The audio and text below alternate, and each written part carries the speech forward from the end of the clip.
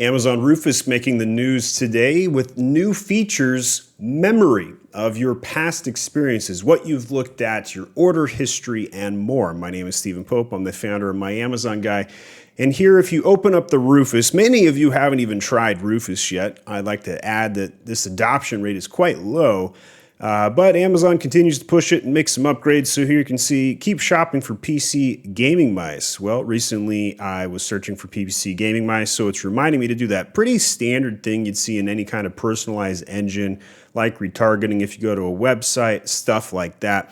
But there are some new features that people are talking about.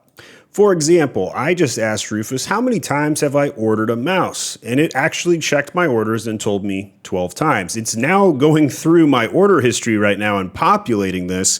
And you can see all the various mices I've bought by date and a link to them. That's actually a pretty cool feature, not something you could do with the standard ChatGPT module, of course.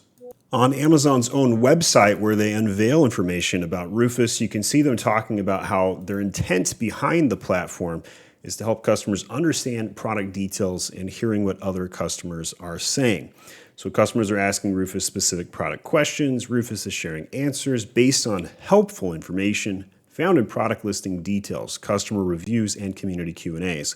I do find some of this element helpful as a consumer. I'm very limited on my personal use of Rufus, but if I was trying to figure out if this product was right for me, it would be easier for me to ask Rufus those questions versus me trying to gauge that by looking at the listing myself, especially with the ability to summarize reviews quickly and check all the reviews for the things that I care the most about. So that is something I do agree or allowed Amazon as a benefit here. So you could ask something like, what's the material of the backpack? And it will tell you that, so you don't have to hunt down that random third bullet point on the Amazon platform page. Customers, what do customers say? Customers like the appearance, weight, and value of the backpack. So, pretty typical things. But it also, this is something that's not new, but people are still interested in, is that, you can ask it for product ideas. So if you wanted to know, gifts for a 5-year-old boy's birthday party, or what should I do for this or that, you could ask it for ideas, and it will give you the ingenuity that you may lack when you haven't had your coffee this morning.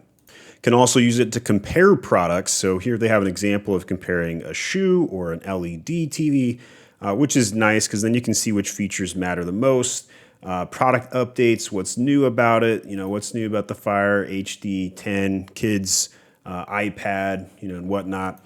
But I think the thing that is really probably the most intriguing is, I've been an Amazon shopper for, 17 years, I think. It might even be longer than that. I actually made a LinkedIn post about all of my past orders, what my first orders were, and it was a textbook back in college days. So what was that, 2009, 10? Something like that. Postgraduate college there. And so you can access all that order data very quickly. Right now, as a customer, for you to go through your orders would be a huge pain in the ass. You're not going to do that. You're not going to download all your orders and run some query through ChatGPT. It's just not going to happen, especially on the fly when you're on your mobile trying to order something for the weekend.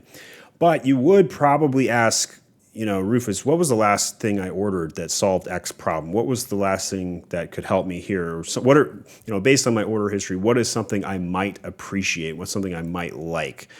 So let's give that a whirl here and test it out. So based on my past orders, what is a candy I might like? And let's see what it comes up with. So it's going to populate, it's going to go search all my orders and past histories and stuff like that, see what it comes up with. And of course, it comes back with, based on your extensive snack purchasing history, apparently I've bought a lot of snacks on Amazon with 5 kids, you have a clear preference for fruit-based gummy candies and organic options. Well, I got to tell you, they're right. I probably would buy that. That's probably an easy question to ask. So let's go over to the AI expert, Andrew Bell, over here on LinkedIn. He's written this article that just got published today, in fact, August 26th. And this is him making the claim that the Rufus AI is no longer some chatty search assistant to now it's AGentic. Geez, that took me a second. Never said that word out loud or even seen it before. Commerce engine, planning events, reasoning in the open, orchestrating entire shopping missions. So Ability to juggle distinct goals, like example, Star Wars party for a child plus Lego party for an adult in one request, delivering parallel themed consistent plans. Structured outputs, provides organized blueprints with sections, decorations, activities, favors, timeline, costs, rather than loose product lists. AGentic behavior, I still butchered that. Maintains separate context, prevents theme crossover, surface visible reasoning, thinking, gathering products to build user trust. Well, one of the things I struggle with is like, okay, this is all theory, but like, give me break it down, help me understand it, Steven. That's my job to do here, and it's not easy. Like AI is just, it's kind of this nebulous thing that everybody says is good, and then when you go use it, it's just not as good as people claim it is on social media, and that's kind of where my head's been at for many years. But the claims that it has a deep dive analyst mode, breaks down single products with specs, pros, cons, comparisons, usage scenarios. I can get behind that. That's easy to understand. Persona mapping matches recommendations to user profiles, trip, lifestyle needs, business versus fashion traveler. So it's getting a little bit more contextual with that history. Holistic orchestration demonstrated in wedding planning. Rufus builds step-by-step compatibility check solutions covering essentials through fine details. So I think the real big kind of thing I'm seeing here is the overall connectivity. So it's not just a one-off, which a year ago Rufus was almost useless. Let's be honest. Where it could be like, go find me this, and it's like, why would I do that in Rufus when I would just use the search result page, right? Like, what would be the benefit to opening Rufus and taking that extra step? Well, now we have that extra step benefiting us in the structured output. So it's more organized, it has more depth, gives better information, ties your order history. It's got memory now, so it knows what you've chatted in the past. Some of the AIs, you have to tell it to remember things. I'm assuming Rufus does it on its own. Time will tell, until they wipe it. You never know. All right, so here's the Star Wars and Lego party example from Andrew here, and he goes into depth to show like the examples, price points, links to each product, when to use which product for party setup versus party favors versus decoration and activities.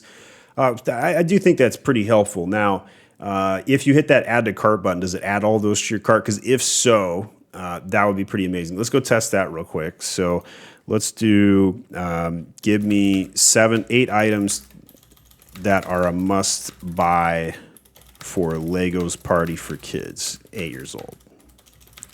And let's see what that comes back with. Let's see, can we even blow this up so it's bigger? No. See, I think it's another miss, right? I'm on desktop right now, so I can't blow this up.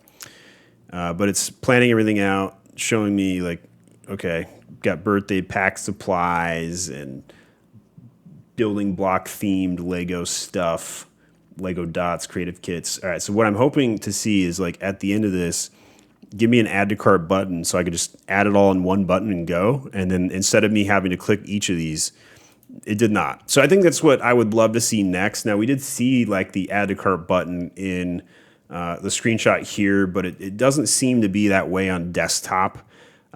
So there's not a lot of savings, I guess, for the lazy shoppers out there who are hoping, I wouldn't have to go click each product listing and add it to cart on desktop. No, that feature doesn't exist yet.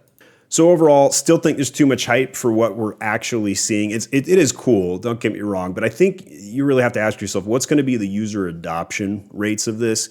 And if you looked at your next 100 purchases on Amazon, how many of those are going to use it for Rufus? And the answer is probably less than 3 for the average day user. And so because of that, a lot of the claims I think are over blasted, like claims about, you need to change everything about your seller page. You need to change everything about how you do SEO.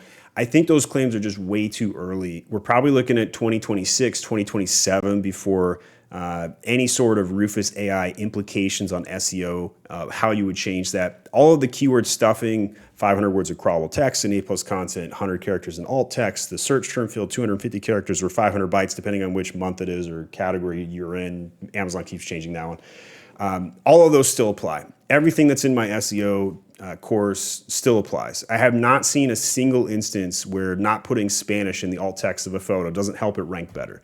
We're not seeing a lot of data from like traffic from Rufus, so we don't really know what user adoption actually is. And so for now, it's pretty much just, guys pontificating what could be. They're reading the patents, they're making extrapolations and claiming this is the coolest thing ever. But like we've seen from every tech bro SaaS engine software launch ever, the hype is almost always bigger than the actual customer demand. And so that's why I've kind of mentioned a hurry up and wait and see mode. And I think most of the public is now onto this AI thing being a little over blasted. And so I think the ultimate question really comes down to customer adoption. And we just don't see it yet. So when that happens, sellers need to make a lot of changes. In the meantime, you can safely ignore this, just kind of curiosity, once a quarter, pay attention to the news, watch a couple of videos here and there, see what people are talking about. But I wouldn't change a lot of strategies right now. This does not make the top 20 list of things I would worry about as an Amazon seller today in 2025. But your main image in CTR, I would put that number one. So make sure you watch this video next.